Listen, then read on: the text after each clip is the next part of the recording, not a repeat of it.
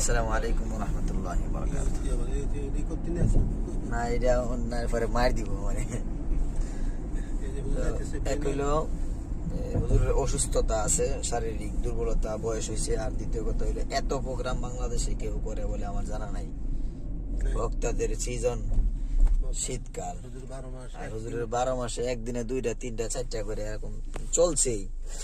এটা আসলে অনেকে বিশ্বাস করে, অনেকে বিশ্বাস করে না। বাস্তবতার শিকার মানুষ হিসেবে তো শরীরের একটা মানে হক আছে, পরিবারের হক আছে, হুজুরের পরিবারও আছে। তারপরে মানে এরকম কিছু বিষয় যেগুলো আসলে ভাষায় প্রকাশ করার মতো না।